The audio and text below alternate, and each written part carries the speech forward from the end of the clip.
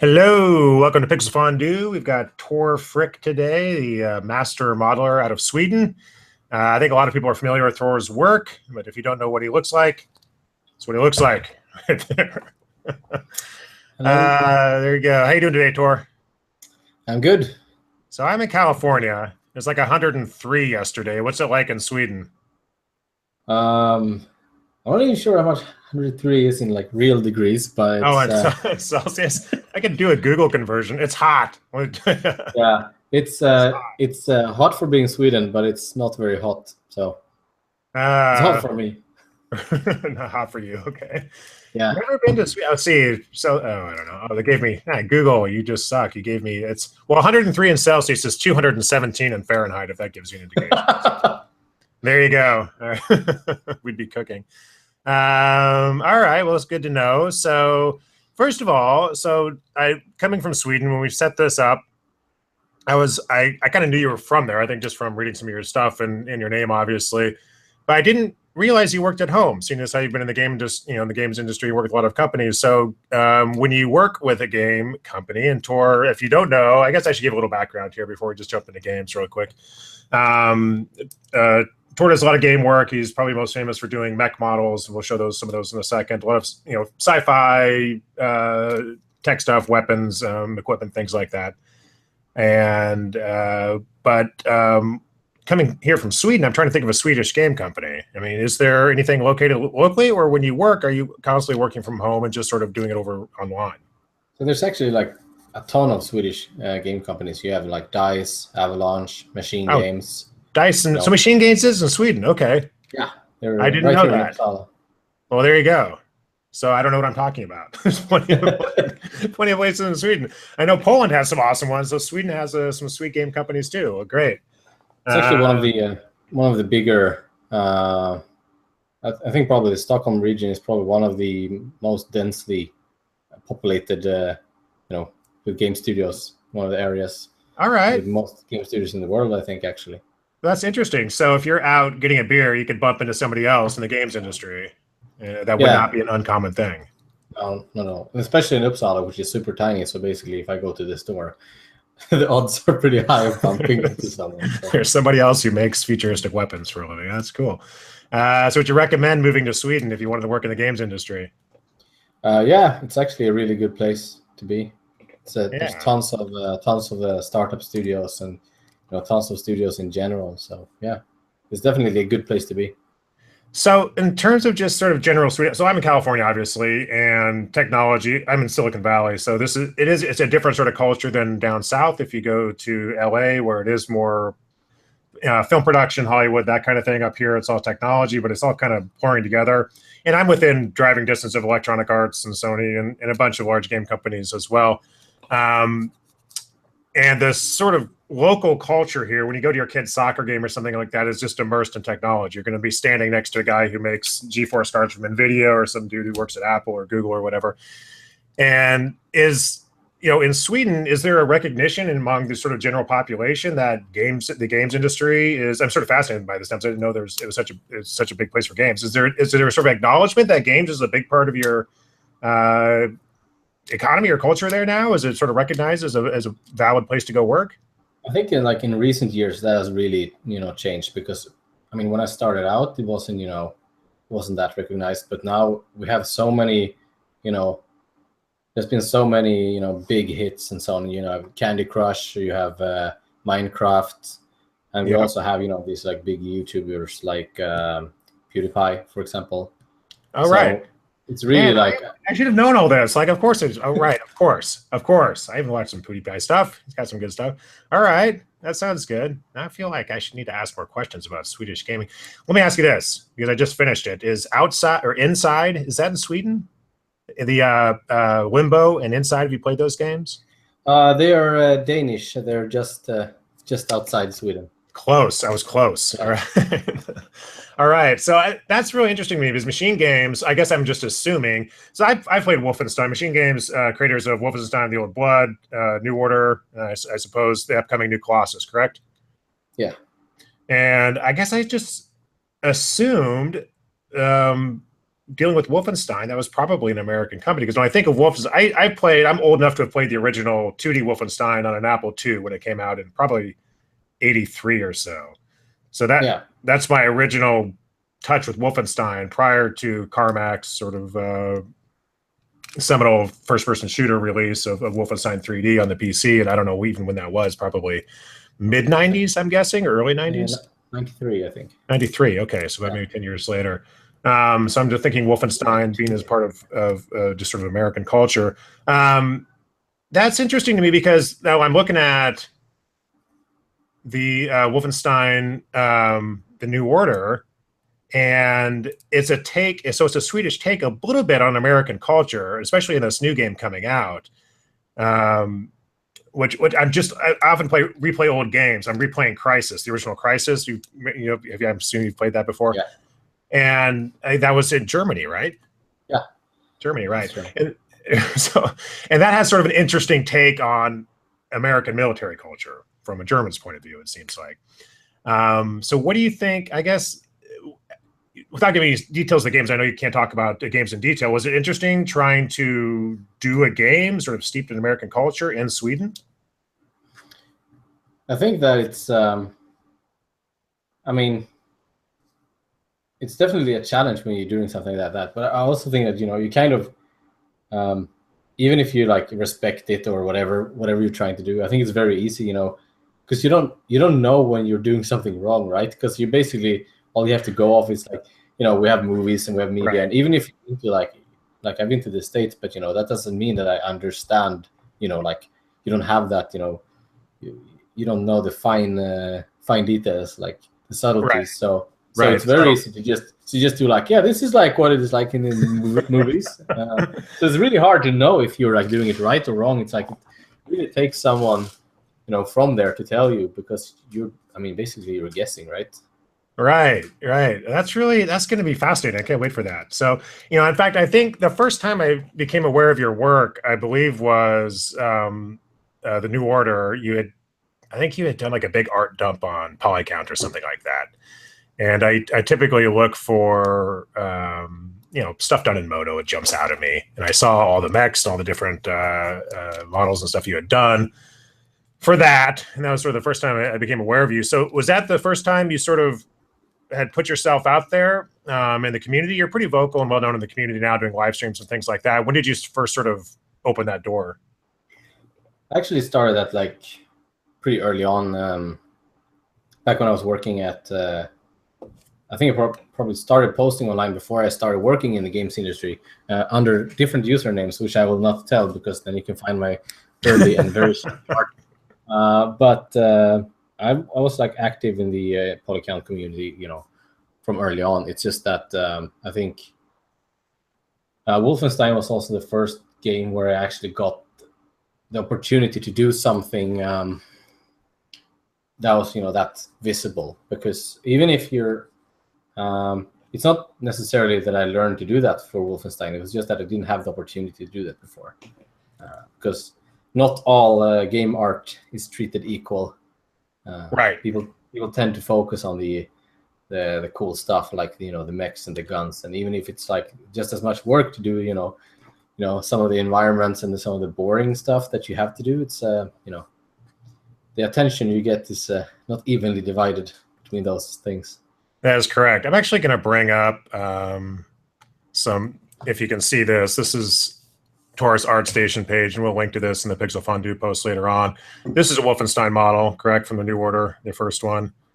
Yeah. And we've got, I think I could, here's another guy. Whoops.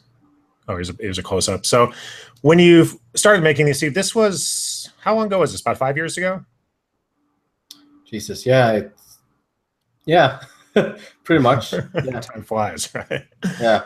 Yeah, 5 years ago. And so how long before you started making stuff like this had you been modeling, either professionally or even just starting off as a hobbyist?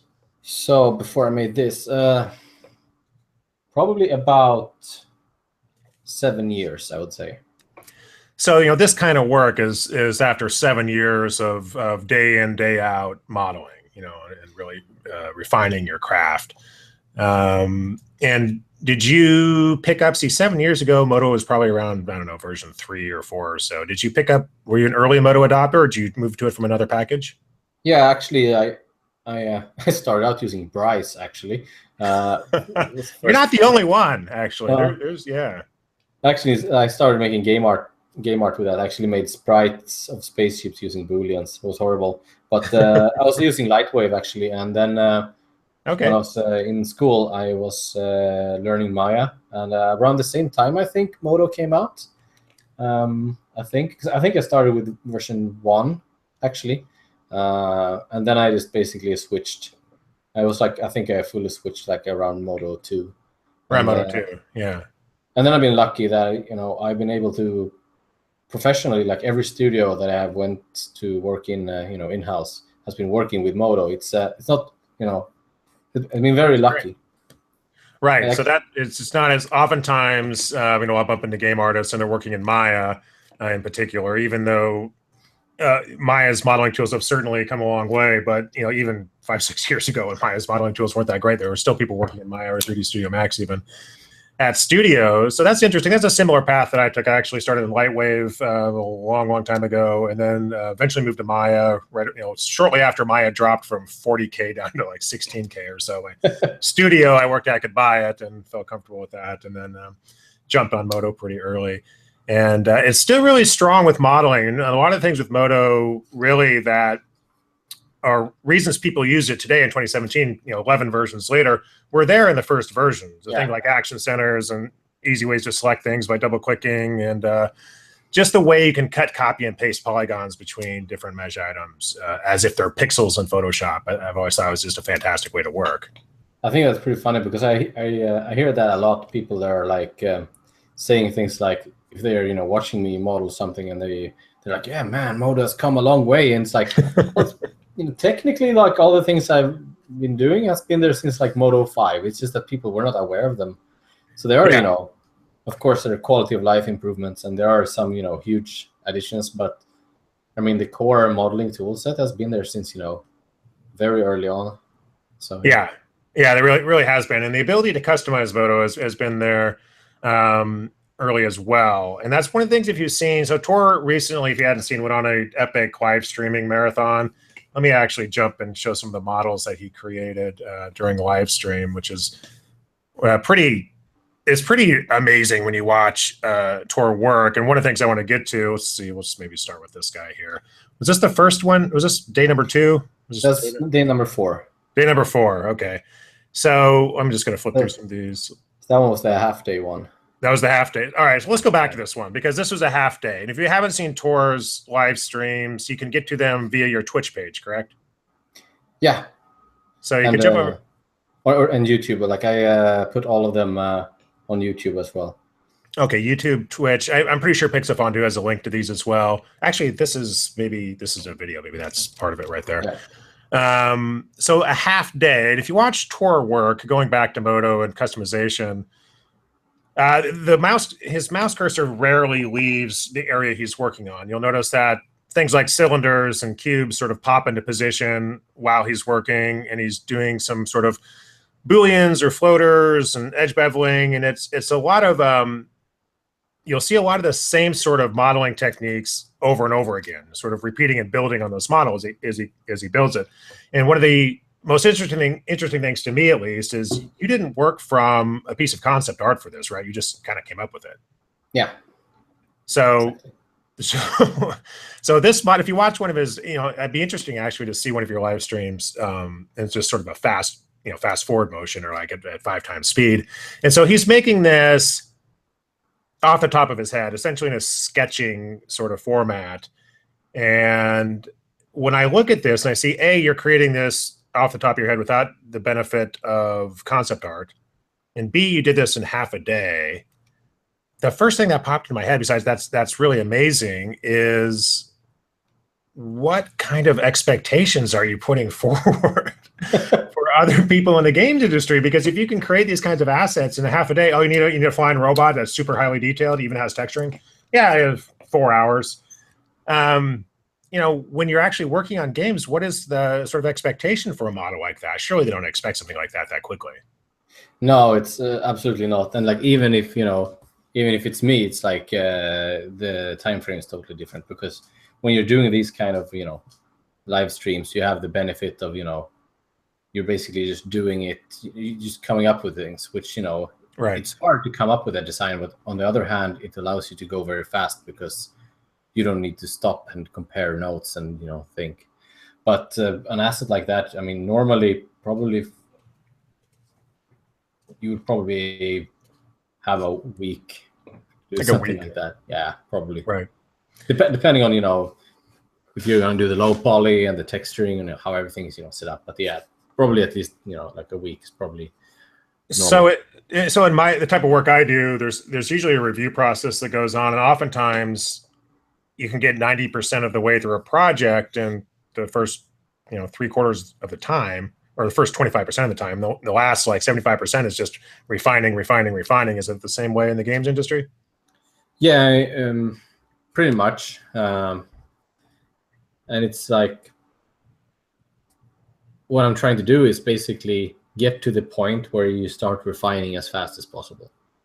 Right. Because basically that you're gonna have, and when you refine things, that's also when what's important, right? Like you don't, if you do everything to a very high level of finish from the get-go, you might waste a lot of time because some things don't need it. But so I try to get to a point where, both on like a smaller scale when I'm modeling, I try to just get to a point where I see where like what is important, like what doesn't work, what works, what should I put more love into. Like, so with these designs, it's a good it's a good practice method, because you force yourself to take the right shortcuts. Well, that's a good point. It's practice. It just never ends, right? You have to continually keep working on your skill set and refining your workflows, even if you've become comfortable with something. So, is Modo at the point, or 3D animation or 3D modeling programs in general, where a creative director can sort of sit behind you or over your shoulder and just work with you in real time, or do they give you some instructions and then come back like the next day and see how you've done it? So it depends, of course. It's a case-to-case scenario, but a lot of the time, you can do a lot of these quick things. At least if you need to do some large changes and so on, you can do these basically live, just with them sitting next to you, and you can just polish it up afterwards. Right. But the large things you can definitely do like that fast. So when you're working, let's just get down to the details of your work for a little bit. I'm actually going to share some more images of on your Artstation page here. Now, do you use a it sounds like you're using a mouse just by the audio of your live stream. You are using a mouse. So A, do you have a multi-button mouse that you're using with special macros and things like that mapped to different keys? And B, how are your wrists doing? Because just listening to you click and the quick little adjustments you make to the viewport, I could just hear your wrists screaming. Do you have any RSI problems? No, not really. Or like I have a little bit, but that's from the gym, not from the mouse. That's from the gym. There you go. But I do have it's like a 20-button mouse. 20-button mouse. Yeah. Lord. And the buttons, I assume you've used those enough where you're just going by feel, and you have a number of. How many of those buttons are mapped with hotkeys, essentially, or launching scripts or tools? All of them. Yeah. All right. You heard that, people. Basically, it's because I don't want to move my hands, so I basically put a lot of the keys that you can't normally reach, like page up, page down, all that stuff that you actually have to move your hands. So basically, I don't have to move my hands so much when I model, and I can just exactly. Okay. Not moving your hand much. So you've put in. So just give me a brief. Obviously you didn't sit down and map all those buttons in one afternoon. And that's probably built up over time. You probably change them every once in a while. But give me a sense of like how much time somebody should devote towards customizing the workflow, and sort of how much time you think that saves you down the road, where once you get this stuff embedded on whether you have a 20-button mouse or Wacom tablet and hotkeys, give me the feeling of what it's like to is it worth it to customize your workflow like that? Yeah, absolutely. I mean, if I go back and I look at, my art, older art, I mean, even if you're not counting things like, how well I execute like design, or like how well I design and so on, just the fact that like today I'm probably at least twice as fast as I was like 1.5 years ago. Twice as fast at modeling as you were 18 months ago. Yeah. And it's like if I compare like old, like really old live streams that I had, or like recordings, and I compare the speed to today, and it's like I'm probably like I don't even know, 5 times faster. And it's just that basically for me, and I mean this is something that's going to happen sooner or later. I mean, software is becoming more and more powerful, so sooner or later it's gonna be all about executing a design, not just figuring stuff out from a technical modeling perspective. So I'm just trying to get as fast as possible, so I get to the good stuff like designing. I basically just want to get fast enough that I can design things without having to stop and think about how I should actually build it. So that's a great point. I want to let's hit that again, because you said the important thing is executing a design, not figuring out the nuts and bolts of technical modeling. Yeah. Is that a fair assumption? So honestly, I think that's one of the huge takeaways you should, if you're watching this and you're interested in the games industry, or if you're young, Tor's been in the game industry what now, or doing professional modeling for over 10 years, maybe? Yeah.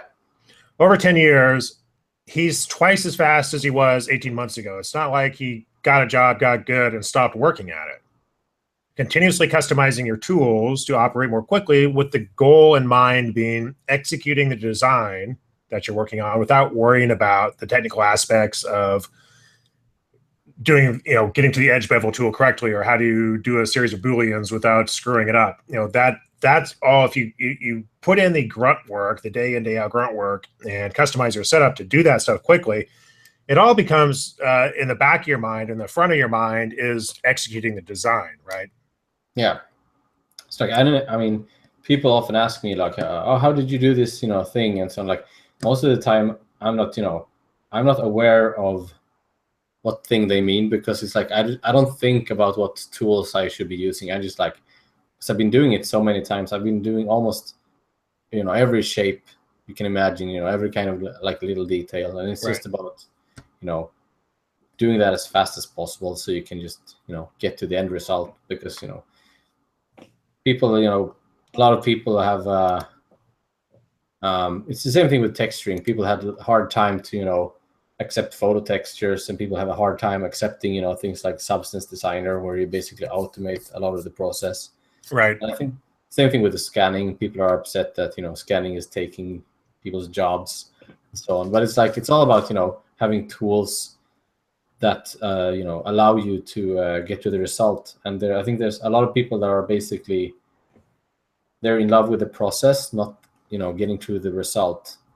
Right. But, the process is what you should strive to, get rid of, because, basically what I want to do is I want to imagine worlds with my mind, and then, shape them, and that's it. Like, I don't want to do the modeling if I could just create it out of thin air. Exactly. The tool should be transparent to the tool user at some point. You're not thinking about the pencil in your hand if you're sketching. It's just part of your hand. And you're just going from brain to paper. And I think that's really important. So I think those are really important points. I like the little smiley face on that guy. Doing, and Modo in particular has always been very customizable. I think people, they watch you work and they get a little intimidated because they're not seeing you using, the sort of the bare bones workflow of, using all the interface buttons that Modo ships with, or even the keyboard shortcuts, but, having a highly customized workflow. And the fact is, you have to work up to that. It's not something you're just going to be able to sit down and do as a first modeler. So I really love, I don't know if you're looking at the stream, but I'm looking at I think it's the first robot you did with the red, sort of almost looks like a crab. I love that guy. Yeah. Thanks. Yeah, so like a lot of people actually ask me, if I could share my hotkey setup and so on. And I also have to explain that it's if you would actually take my hotkey file first of all, it would be useless because you would need all my scripts, all my macros, even like scripts that I have downloaded from other people and then changed around to fit me. That would be a pain in the ass to just check what everything is doing. Yeah. But then also the fact that then you also have the hotkeys, which is like, yeah, well, I have a Swedish keyboard. Like you don't even have all these buttons. Like it's not gonna work. And then the third thing is that I've spent like years working on these hotkeys. So yeah, you can't just dive in and then take like 10 hotkeys at a time, because like I try to not add, like I basically keep a list of things that I want to improve my workflow on, like some sticky notes on my computer, but I never actually go through everything and then just do all of it, because if you add more than a few hotkeys, then you're just gonna forget about them. So I just try to add a few here and there, and then start using them, because otherwise you will just you just forget. Yeah, I think you're sort of missing the point if you're asking for Tor's hotkeys. It's just the idea is to build up a customized workflow based on your own modeling style, and it's not a short process. It's something that you build up over quite a bit of time. I use a Wacom tablet, and so I typically put things in pie menus, so it's more of a gesture-based workflow, and that's how I customize. In fact, the slash and burn method in Modo, where you split viewports and quickly change them, is something I came up with a long time ago, because I didn't like clicking on interface buttons. I'm using a tablet. I just want to sort of swing my hand around in different gestures and have the interface follow that around. And I want to impart on people, because I was talking to her earlier, and I have a kid who's in high school now. And what I get is when you tell people you're in 3D animation or 3D modeling or whatever, people are interested. It's a cool job. And the closest touchstone to that is gaming. A lot of younger people especially are interested in gaming. They want to get in the world of gaming, and they think it's going to be as fun, I think, as playing games. And while I'm sure it's fun, I just want people to understand the amount of work. Here we have a very adept modeler who, tries to improve his workflow. Probably after every project, he keeps sticky notes on his monitor to improve his workflow. He has a 20-button mouse that he's mapping, to muscle memory. There's a ton of work. This is not easy stuff, right? I mean, if it's somebody who is 18 and going to college and told you, I want to go into games, what sort of reality check advice do you give them? Well, I think that, today it's much easier to find the information that you need. When I started, it was like, there was not a lot of tutorials. You couldn't download Unreal Engine and put your models in. I had to order tutorials on VHS over the mail. For Maya, way back then, I had to Gnomon. It was Gnomon. Everybody knows Gnomon now, but they used to sell VHS tapes, and you'd put it in your TV, and you'd sit down there and be like, then you'd pause it, and then you'd do this, and you'd have to rewind, and then it was, that part is easier now. Definitely. So today, of course, back then, in theory, you could probably learn everything you needed to do, production game art in like less than a year. But like today, it's like, of course, the skill ceiling is much higher. But if you're actually, as long as you're actually putting in the work and learning things, I think it's, it's not unrealistic at all. Like if you're determined, like you will get a job. The biggest problem is often for people if they live in the wrong area. For example, if you live in Sweden, getting into the games industry is quite easy if you're just willing to actually get good. But if you live somewhere where there are like no studios, then of course you have to move. Right. But right. I think that as long as you're and then one of the advice that I normally give to people is that you should like never fall in love with your the art that you made, and because you're gonna hate it in like 6 months, and if you don't, that's a bad sign, because that means you haven't learned enough that you can see all the mistakes that you made.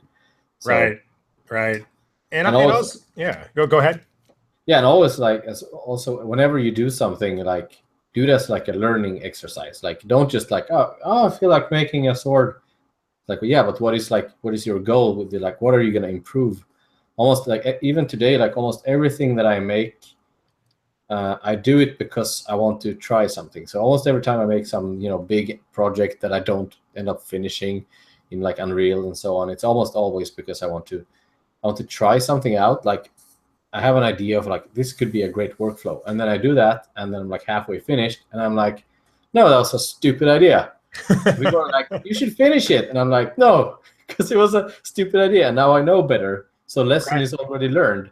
So in my case, of course, I don't need a portfolio for, applying for a job. But like I've already learned my lesson, but I try to always have something that I want to learn with each project. Right. So constant experimentation. And like Tor said, like experiments are generally failures, although oftentimes you'll find something out unexpected. So you may try some project with a particular goal in mind. It's a complete failure, but you'll figure out something you didn't expect. And there is some sort of takeaway from that. But again, I think just hammering home that the goal is executing the design. And so if you're doing experiments or things like that, you're trying to put all the technical nuts and bolts of modeling or texturing or whatever you're doing. So it's transparent to you, and you can break through that wall, and you're just working, you're focused on the design, and everything else is built into muscle memory. And the only way to do that is just repetition. You just have to work hard. It's a hard job. You have to work hard. And you have to keep up to date. And that's one of the things that, well, here, let's switch subjects a little bit. So it's one of the things I talked about with Autodesk and sort of my things I was a little bit upset about with their move to subscription was that 3D modelers, animators are a little bit captive by the program they use because they've poured so many years into this. You can't just switch. Right, I can change my running shoes. I'm not going to lose my running skills. But if I was forced to, I animate a fair amount in Maya, but I don't model it. If I suddenly was forced to model in Maya, I would be at a huge disadvantage. I would be way slower. It'd take me a year to get back up to speed. And so people do become a bit attached to the tools they use. That's just inevitable, I think, in terms of because you've put so much time into it. And so recently, this is where I'm kind of going with all this, is ZBrush 4R8 just came out and showed some really interesting Boolean workflows and some new tools. ZBrush is a program I've had at my studio for years, but I've never really been able to crest the hill on that. It's a different enough interface from what I use versus something like Mudbox, which is typically what I would sculpt in, because it's very similar to Modo or Maya in terms of just general workflow that I don't have to read the manual or watch a tutorial. I just load it up and start working. It's easy. ZBrush, so I think unless you use it a fair amount, you tend to forget things. That muscle memory evaporates. But then I look at something like the new Boolean workflow in ZBrush R8. I think, oh God, man, I'm gonna have to learn this now. This is like, it's getting to the point where I think I'm gonna have to learn it. I guess I just wanted your thoughts on that.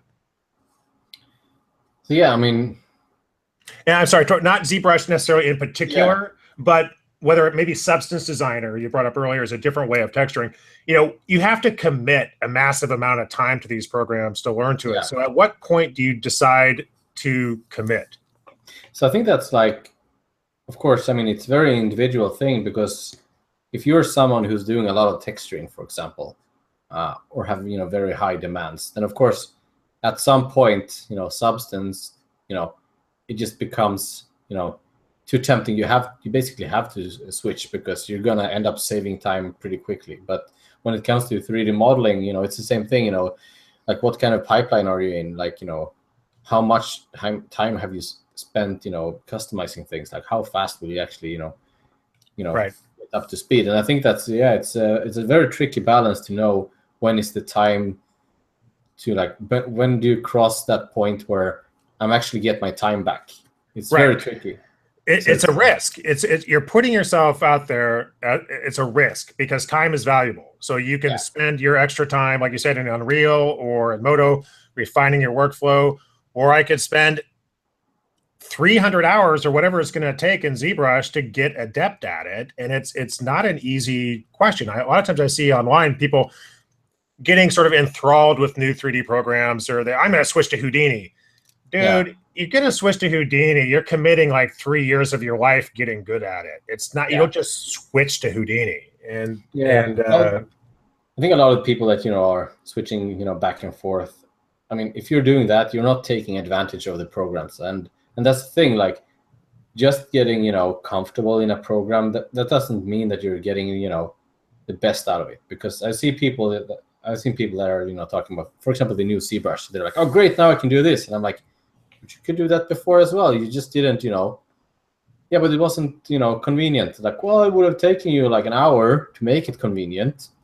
Right. But so then you wouldn't have to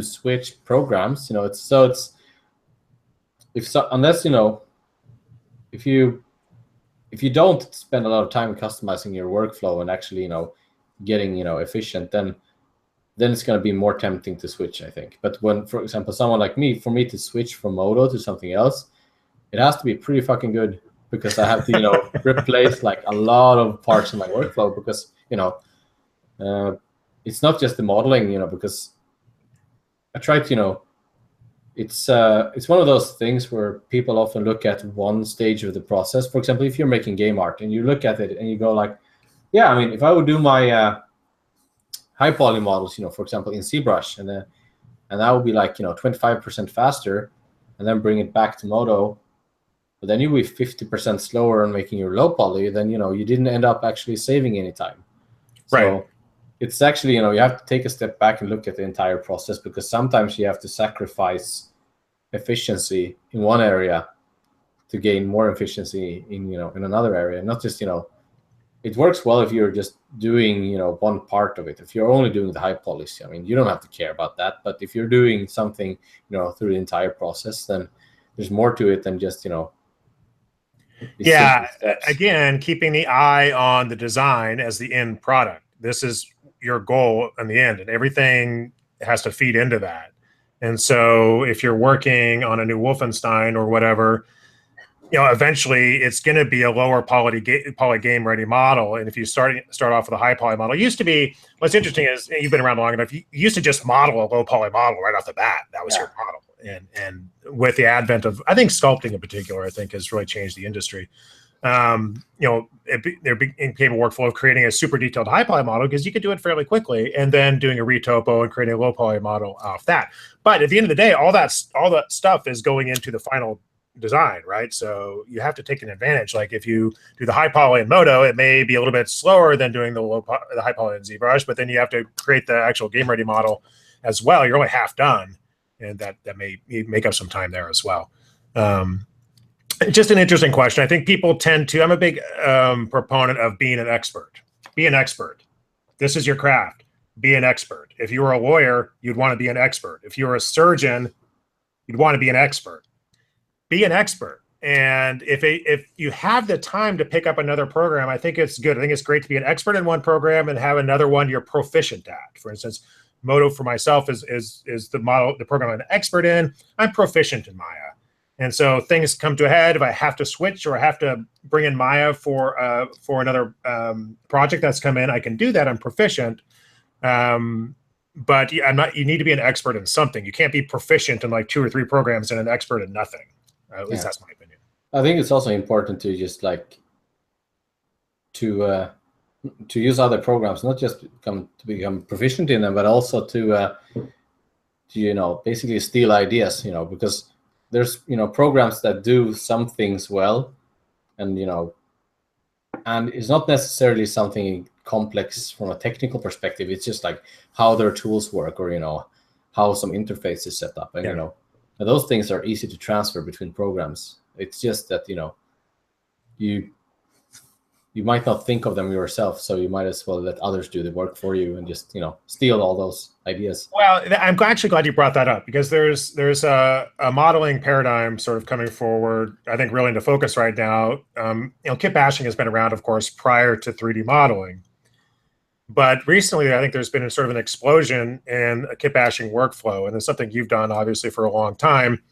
William Vaughn, who's a Pixel Fondue contributor, created a program called Polystyrene, which allows it's a kit bashing sort of workflow. Instead of booleaning, you're essentially welding or bridging these parts onto models. And I know you had created, since that's come out, there's just been an explosion of kit bashing assets. And I look at the Blender, you talk about stealing ideas, right? The Blender community, and it's not a program I use, but I always feel they're on the forefront of a lot of things because they will steal ideas and they'll iterate on them and refine them and they'll hack them into the program. I always thought that was a great breeding ground for new workflows and ideas. You have this big community of users that can all customize the program, and some really cool stuff tends to come out of there, even if it's not necessarily very refined. So looking at a kit bashing type workflow, are there things in particular that you would like to see implemented that would make your life easier? Well, I think, for example, polystyrene is, it's a good start because previously, like all the kit bashing that I've been doing is, it's always loose elements. You just like, oh, I need some engine parts, and you just drag it, drop it in, and you shape them around and so on. And and that's great. And I mean, that's for example, doing that in a lot of concept artists do that in like programs like 3D Code, where you're basically using voxels, so they can just subtract at will. Of course, then you lose some of the things that you have with poly modeling, but that's also a very cool workflow. But with polystyrene, I can finally you can actually do things that are merged with the actual like geometry, so it's not actually fake, because now I don't have to use floaters as much. For example, before I was, use floating geo or, intersect it and use the rounded shader. But now I can actually go back to using more proper geo because that's actually faster now in many ways. Right. So go ahead, Tor. Yeah. So for me, that's like the biggest problem, not only with kit bashing, but, modeling in general, is just like how to, basically spawn and position objects quickly, because it's always like, you want to create a cube and you have to scale it and rotate it. And for me, that's just one of those hurdles that I want to get past, where you can just go like, you want to spawn something there, rescale it quickly, reshape things much faster. Right. So a workflow. So, when you're grabbing a kit bashing, so just, I think everybody knows what we're talking about on this live stream, but just to back up a little bit. So you have a library of, say, parts that work well with mechs, like the type of mechs Tor creates, so engine parts or weapons or little knobs or rivets. And you can implement these into your model in a couple of different ways. You can float them. So what he's talking about is you're not actually Booleaning the geometry in there. You're not connecting any vertices. You're just sort of intersecting them. And then you're using a rounded edge shader rendering trick to sort of smooth over the seams to make it look like it's connected. You could also Boolean, basically drill into a polygon and connect it that way. It's usually Boolean workflows have always been considered a little bit messy, but if you're working with a high poly model that's going to be retopoed later, that's fine. Another way is polystyrene, which is what William Vaughn sort of implemented, where you're welding or bridging these assets directly onto a sub-D. It can even be a sub-D model, so you have very clean geometry. And if you look at Tor has a polystyrene kit bash kit out there. We'll put that on the Pixel Fondue side. But what really struck me about your kit is you would sort of layer these pieces in on each other. So you may start with a polystyrene in a cool cylinder, and then you layer in a middle part. Then you polystyrene in another part inside of that, and sort of nesting the kit bashing pieces inside of each other. And I know I'm talking a lot here, but this is a bit of where I'm hoping somebody from the Foundry is watching this, because what Tor's talking about in terms of spawning the asset, whether that's just a cube or a sphere or a cylinder. And if you watch Tor's live streams, it's a lot of cylinders, a lot of cubes that he spawns in place, reshapes quickly, and moves on. He's just roughing out the shape of this model very quickly. And we need to be able to spawn these kit bash assets in the right position and quickly adjust scale, rotation, or whatever else. And I think even on top of that, I would like to be able to go back later and switch that engine part out with a different one, whether it's a floater or polystyrene or a Boolean. I want that to have a link, almost like a reference to the library, and I can switch that out. And so it's like a lot of those things are things that, I mean, there's no technical reason why you can't do them. And I've seen, examples of people working who have, more or less that kind of workflow, but, of course, rather clunky. But you could probably make something like that. But, it requires someone to, think like how to do this in an efficient way, that how can you actually do this with as few steps as possible, because I mean that's the problem. Like, you know, you can do all these things already. It's just that it does take some work to go from being like, yeah, from 10 clicks to 1 click. So yeah, that's the, you know, that's the tricky part. Yeah, I know I talked about this previously. I liken it to the mouse in the maze, right? You put a mouse in a maze and it takes a long time to get out. You run it through there 1,000 times and pretty soon it's got the most efficient path, or it's maybe chewed a hole through all the walls and it's just a straight line, right? That's the ultimate inefficiency. And it takes a modeler who works on these models 8 to 10 hours a day, every day for years to find these efficiencies, and that knowledge has to be transferred back to the developers of the programs, so they can understand what's going on that side of things, and they can implement these efficiencies from the get-go in the programs, rather than doing their sort of best job at creating a workflow from scratch, thinking how a modeler might want to use it. Yeah, I think that like a great example of that is like all the, you know, tools from Seneca, like his, you know, script collection. Like, yeah. Like I don't know what to do without them, you know, because I've been relying on them so much for years, and it's just like, because a lot of it is just like, it's just using the tools that are there and just like eliminating a lot of the in between steps. Yeah, Seneca Menard is a modeler. I'm not sure if he's still at it or not. He definitely. I think he's at Gearbox now. He's at Gearbox. Okay. So. You know, so I've been chatting with Seneca on forums for probably over 10 years, because we were early into Modo, and Seneca's scripts sort of came out of nowhere. This is a guy who, again, like Tor, was continuously trying to refine his workflows, and he did no scripting. He just taught himself scripting, and he created some scripts that, again, you're cutting off rounding off the sharp corners of your workflows to go fewer clicks, and made those available to the Modo community. And Tor, among just about everybody, has implemented Seneca's scripts into their workflows. In fact, a lot of them are actually built into Modo now. So yeah, I think that's the point I'm trying to get across. Like Booleaning an object and immediately rounding the edges at the intersection, right? That would just boom, boom. That's that's a dragging in an asset, having it snap to where you want it, dragging out the scale or having the gizmo there to manipulate, you know, to orient it, and then immediately rounding the edges, and then moving on to the next one, and then moving on to the next one, doing it quickly. All right. So I'm sort of talking through Tor directly at Modo developers. Hopefully they're listening to this.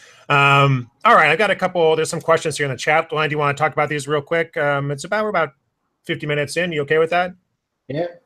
All right. So Mesh Fusion. Mesh Fusion is, if you're not familiar with Modo, it's a real-time Boolean. It's a procedure Boolean application or tool, I suppose, that has been implemented in Modo, where you can have access. It basically creates a graph in the schematic, so you can change things later on.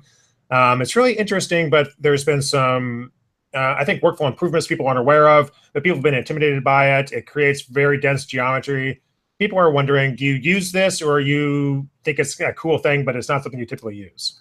So it's basically, you know, one of those things where, you know, just like with programs, because Mesh Fusion is, you know, different from traditional modeling. So it needs to get to a certain point before it's worth it, right? And right now it's like, it's way better now than it used to be. Because when, you know, now it's like, you know, it's less crashy, it's less buggy, it's faster, and it's got the deferred updates, so you can actually work on like much more complex models, you know. Right. But it's still, you know, there's still a few things basically where I don't trust it to work.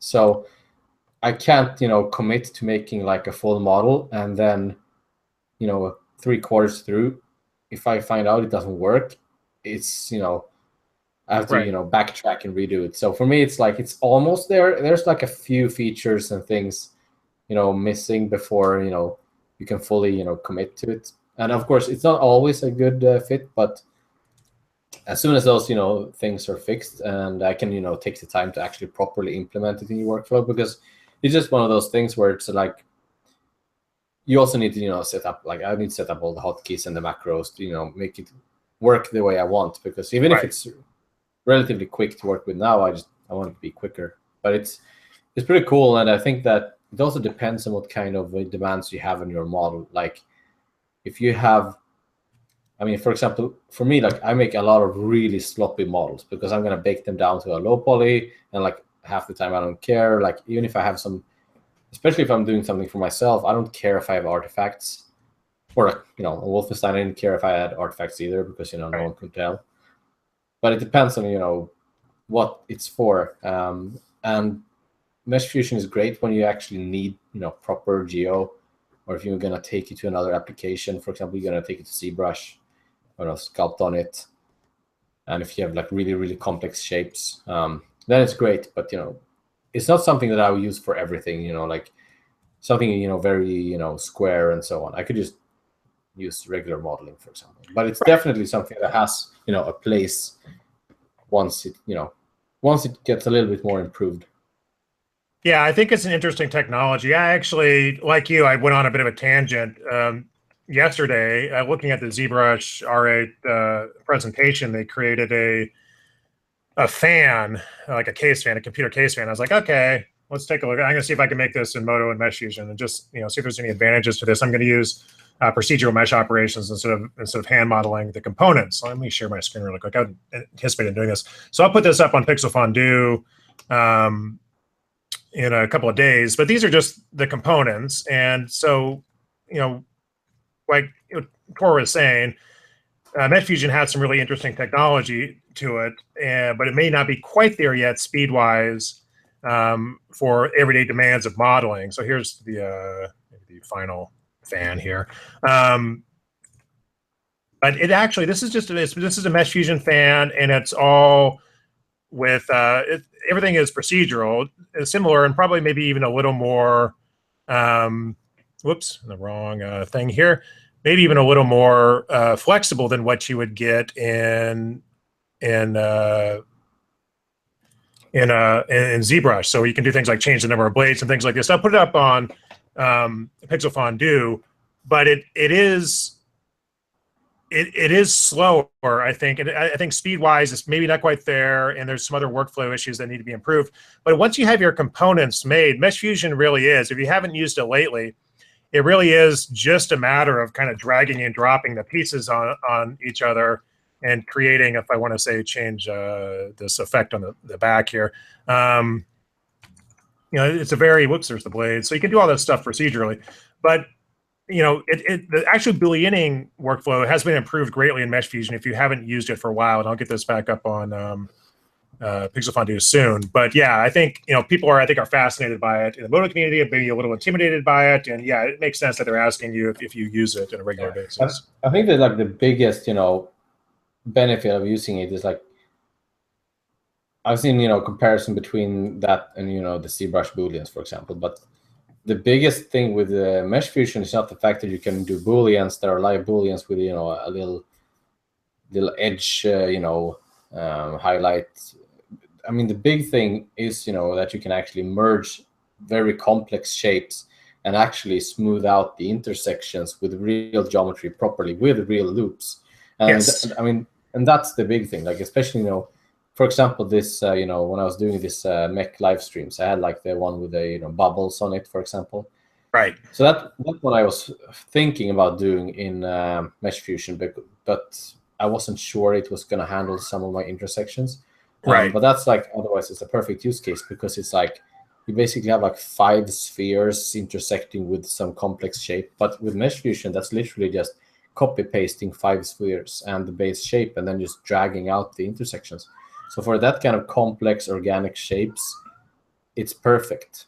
Right, right. I'm just showing some of the strip. You know, these sort of fine adjustments you have with strips or fillets and Mesh Fusion that you really don't have in ZBrush. So there are some inherent advantages there, which is just pretty cool. I think I hear your cat meowing. Yeah, he wants attention. Where's the cat? Oh, he's back there. Coming here.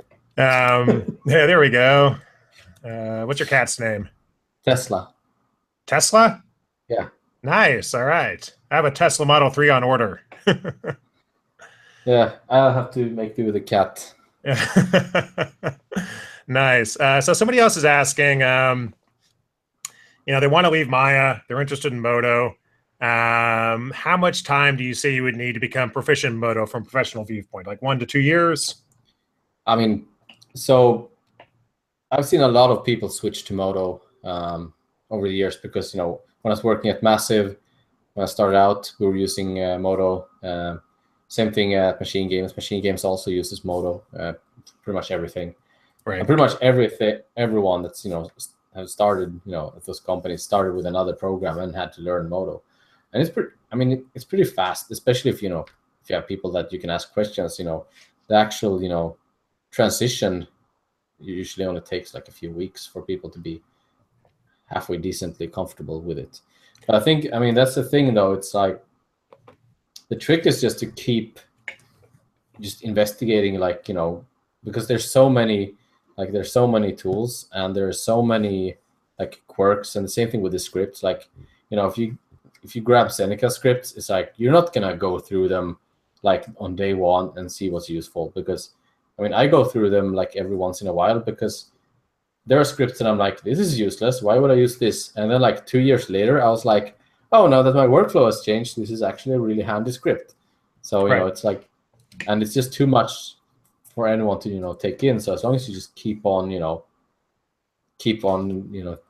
trying things and just like exploring, it's just like there's so many things to learn. You can just keep on forever, basically. Right. Don't be complacent with where you're at. Definitely. I was actually pretty, like, I wouldn't say I was complacent, but I met Seneca at id some years ago, and then I realized, like, Jesus, I am really slow and I don't use enough hotkeys. So that was like eye opener for me. I was like, oh shit, I'm I have no idea what I'm doing, apparently. You know what you might want to try, Tor, is the next time you do a live stream, put the camera on your hands and keyboard. See if you can do that. I'm not kidding. And so you can see what your hands and the mouse, your hand and the mouse and the keyboard are doing while all these things are popping into existence and being maneuvered and stuff on screen.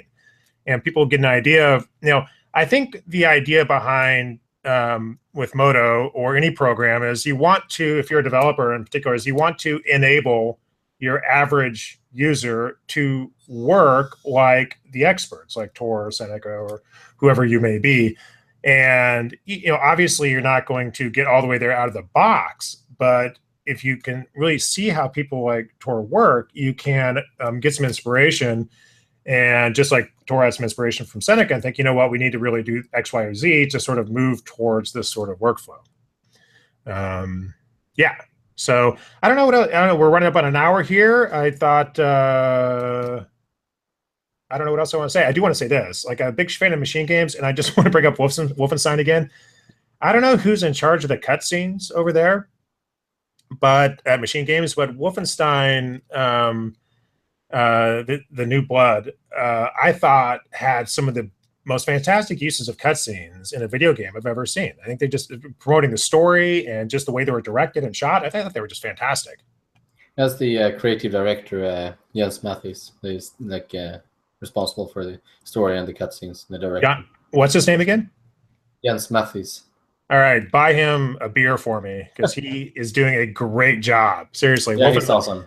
Yeah, if you haven't played the Wolfenstein from Machine Games a couple years ago, well, first of all, watch the trailer for the new one that just came out at E3. But get that game on Steam and pay attention to the cutscenes. That's how you do cutscenes. They have a purpose, right? Promote the story, interact, get a connection with the characters. I thought they were just so well done. And those were in engine. They had to be, right? Were those pre-rendered? But were they in the engine? They were pre-rendered in the engine. Yeah, and you guys use idTech, right? Yeah. You do use idTech. So actually, quick question about idTech. So with Unreal, you mentioned you use Unreal. Of course, Unity, I've done a number of projects in Unity. You could just jump online and download these engines and start playing with them. idTech, you cannot. Do they have any plan? I mean, I think you still have to license it. Do they have any plans for releasing that to the general public? I mean, that's purely an in-house engine. Okay.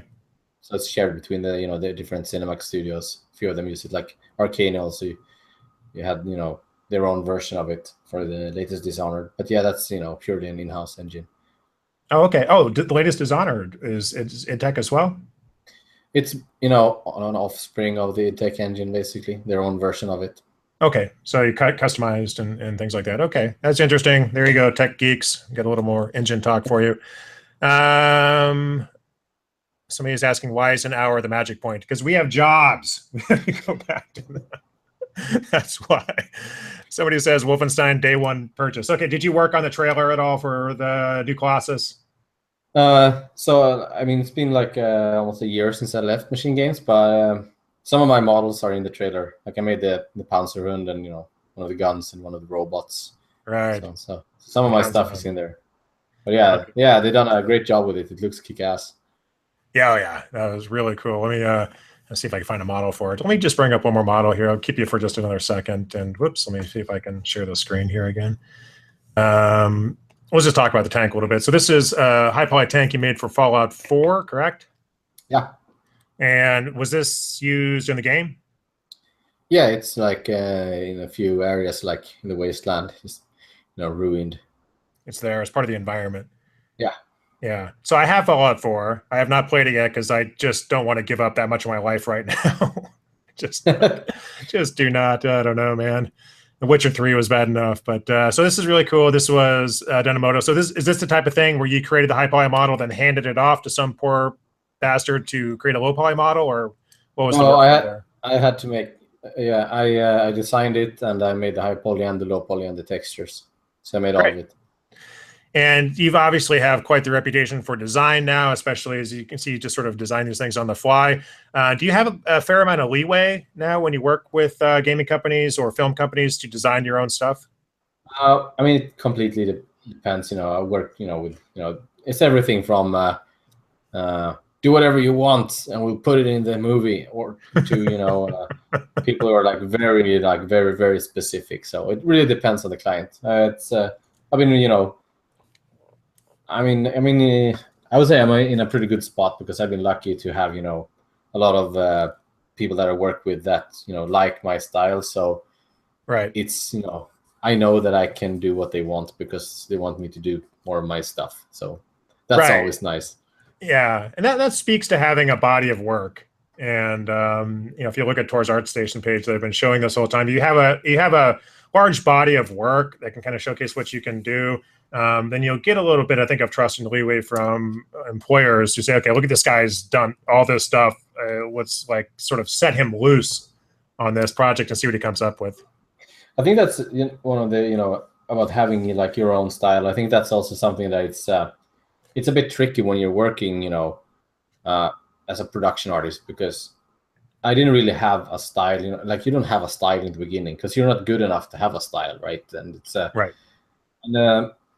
And basically, throughout the years, I've always known what I like, but I like fantasy stuff. I like doing all kinds of things, but I always gravitate towards a certain kind of sci-fi style. And sometimes people ask me oh, don't you want to do something out of your comfort zone or something in a different style? And it's no, I don't want to, because at this point I know what I like. And even if I could make something different, but I don't want to move away. I don't feel like I've perfected my style. I haven't, I'm not done with it. So, right.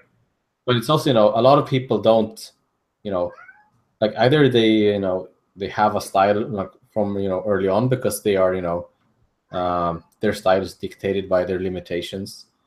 That's interesting. That's an interesting way to put it. Because for example, someone who's oh, I'm really bad at texturing, so my style is minimalist, no textures, for example. Right.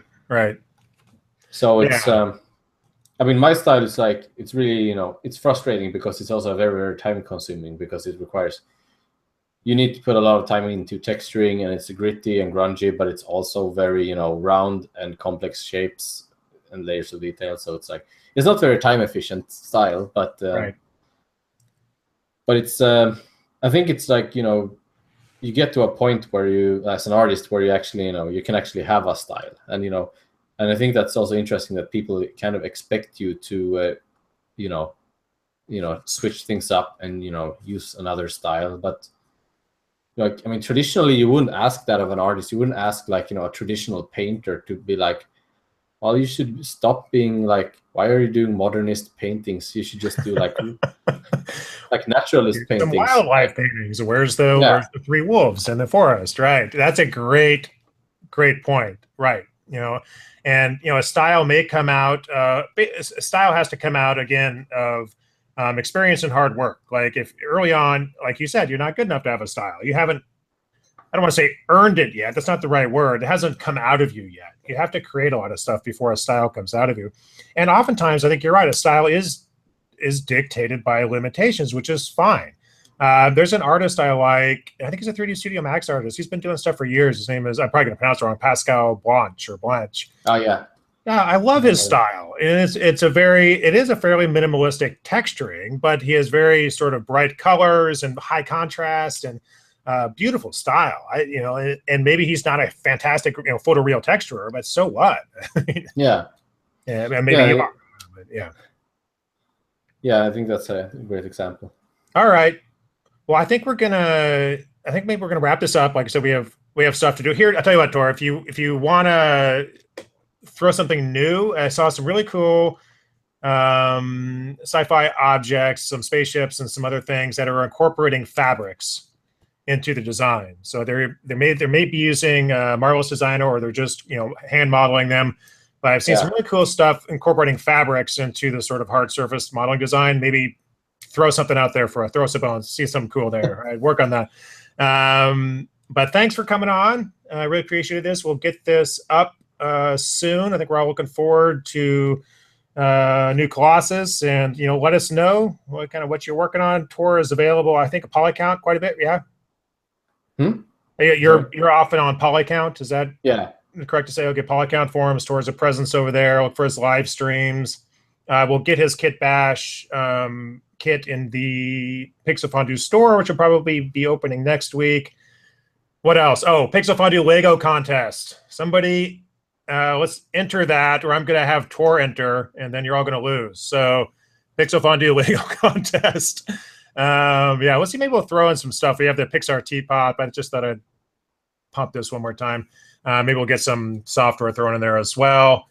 And I think that is about it. Tor, it's probably bedtime. What time is it in Sweden? It's 9 p.m. So it's 9 p.m. About time to throw on some Game of Thrones or Netflix for you. That's modeling time. Modeling time. Well, here, one other point. I know I keep saying this, but you brought up you're not getting RSI from mouse movements, but from the gym. So clearly, you do get away from the keyboard and get to the gym occasionally. Yes. Yeah, I do. It is crucial. I'm a runner, and one of the ways I make sure I run is I join a track club or offer to coach a track team. That means I have to be there at practice and running, or I can't talk myself out of it. So definitely everybody I talk to who's really good at some skill set in 3D animation, they all run or go to the gym or play soccer or do something. So I can't stress that enough. If you're younger and looking into getting into this, don't spend the next 30 years of your life sitting down. Go out and do something. Yeah, especially if you're going to do this 12 to 14 hours per day sitting at the computer. Yeah. You're not going to make it. You got to exercise. Okay. All right. And we are out of here. Tor, thanks a lot. We'll see you online, and I'll get this up as soon as possible. All right.